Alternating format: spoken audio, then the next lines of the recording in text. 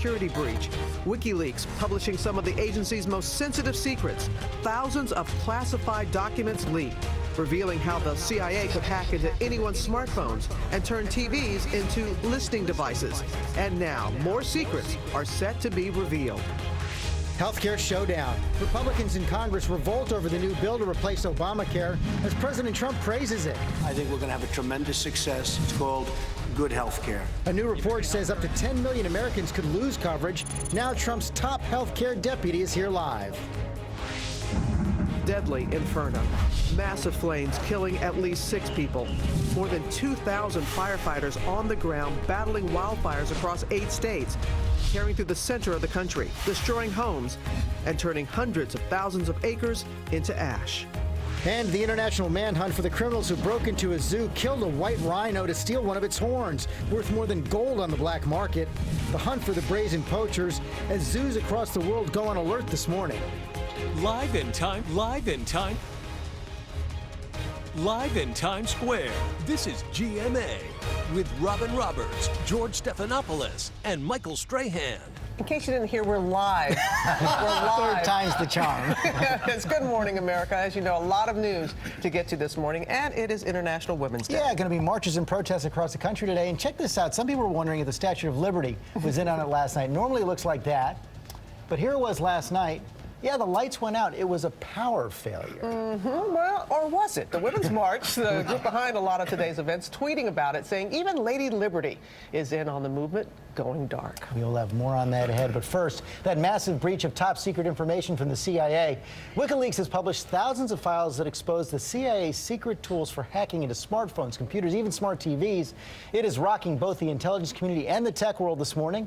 Our chief investigative correspondent, Brian Ross, here with new details. Good morning, Brian. Good morning, George and Robin. Well, an urgent search is underway this morning at the CIA to find out whoever leaked some of these agencies' sensitive secrets in what officials are calling a devastating security breach that also provides a fascinating look into how the CIA can use everyday electronic devices to spy on its targets.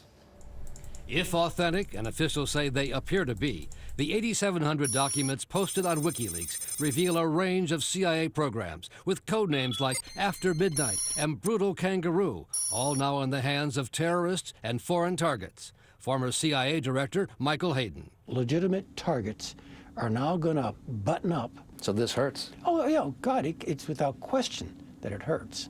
One of the leaked files reveals a program called Weeping Angel, which can remotely turn a Samsung TV anywhere in the world into a secret listening device, even when appearing to be off. Or do the same with iPads and a full range of smartphones, even gain access to messages before they are encrypted by popular apps. We have entered what I call the new cyber warfare. This is how we fight our battles now. In Congress, members said they were concerned that enemies of America could now use the CIA techniques against Americans. I've long said this, that emails and many of our electronic devices are not safe. And they're primarily not safe from our adversaries, like the Russians and the Chinese and others.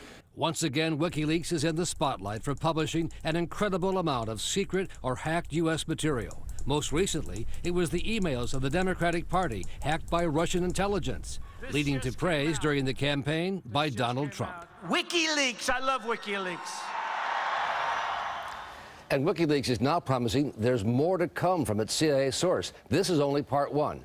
But nothing in any of these CIA documents suggests the agency is using its secret methods to spy on Americans. George. Okay, Brian. And Brian and George, we're going to bring in our chief global affairs correspondent, Martha Raddatz. If accurate, how damaging is this? Oh, it's terribly damaging. And the thing that I keep thinking of is it's happening again. You had the Chelsea Manning, you had Edward Snowden. The CIA has to be thinking, what in the world do we do to stop these leaks and these terribly embarrassing things? Yeah. And other countries can look at this. Who's being targeted and how widespread is it? I don't think we know who's being targeted. I don't think we know how widespread it is. I think one thing you shouldn't be surprised is that the CIA wants to find out how the new technology works, especially after San Bernardino. You remember they couldn't at first get into that phone because of privacy concerns. So they're going to look at all kinds of devices, but we just don't know who's targeted. As we heard from Brian, there's more to come. There's more to come. We have no idea what it is. And again, the CIA has to be thinking, who is doing this? Is it really a contractor? Is there a mole? How are they doing this? This has to freak out the CIA big. And also the timing of this, Brian, people are wondering. Well, there is that question, certainly after the president tweeted without any proof that he was being spied on by the FBI. Now this new revelation of how the CIA spies on people. But again, in this case, the CIA does not spy on Americans. They're not allowed to legally. All right. Ryan and Martha, thank you. Complicated subject. We're turning now to the battle to replace Obamacare. President Trump has embraced the new Republican bill, calling it a great health care program. But health analysts say millions could lose the coverage they now have, and conservative leaders are refusing to sign on, saying the new bill is Obamacare light. ABC's Mary Bruce is covering all the action on Capitol Hill. Good morning, Mary.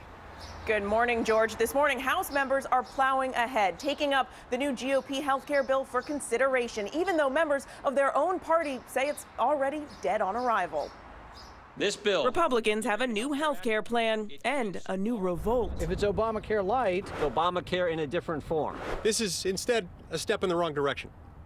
And as much as anything, it's a missed opportunity. Conservative Republicans say the new plan doesn't go far enough, blasting the push to replace Obamacare subsidies with tax credits to help buy insurance. The plan also ends government penalties over time for the uninsured and ultimately freezes the expansion of Medicaid, which critics say will take a serious toll on lower-income Americans. So is this bill in its current form a complete non-starter for you? I think it's dead on arrival. I don't think conservatives will vote for it. We do agree on repeal.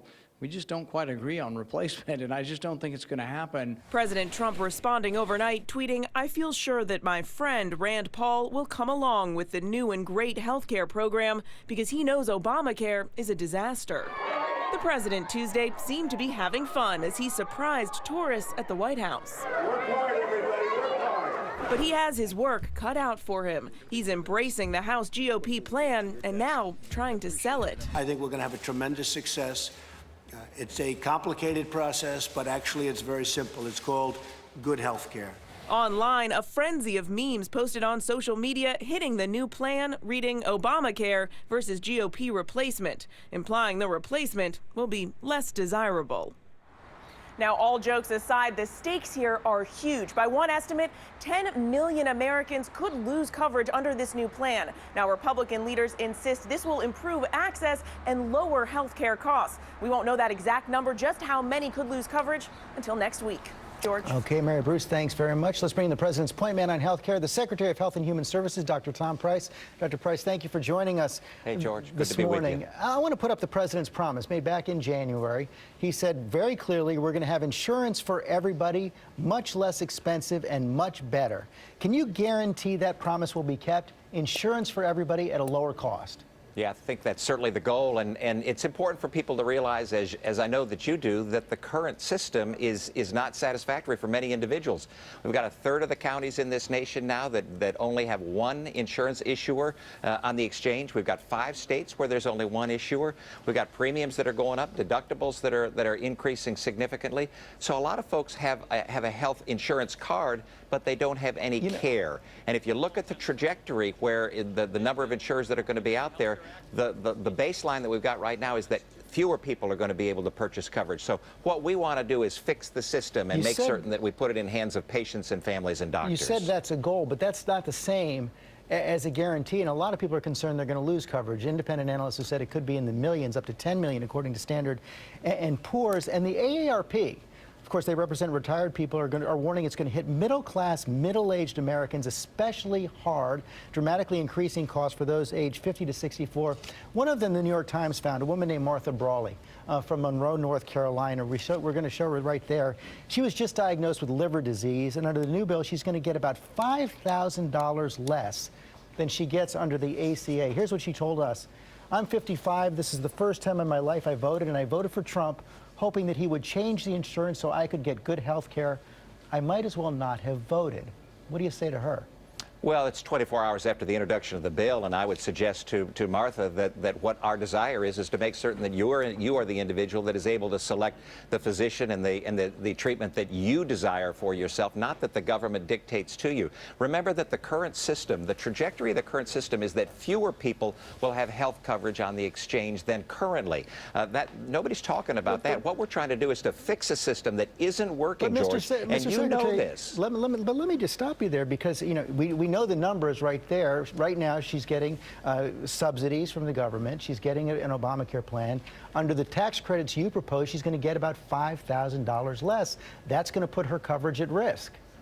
What our goal is to make certain that costs come down, and that's the important thing. Costs have gone up for folks. There are people that now are unable to afford coverage. We were in a small business forum in Cincinnati just last week with the vice president, where a small business person had 18 employees last year. Now he has 15, only because of the cost of health coverage going up. So this is a complicated issue, there's no doubt about it, but for that individual that you identified, we want to make certain that she's able to select the physician and the treatment that she wants. That's the goal. But under the analysis of the plan, that's not what's going to happen. Can you guarantee to Martha and people like her, those, especially those aged 50 to 64, that they're not going to pay more?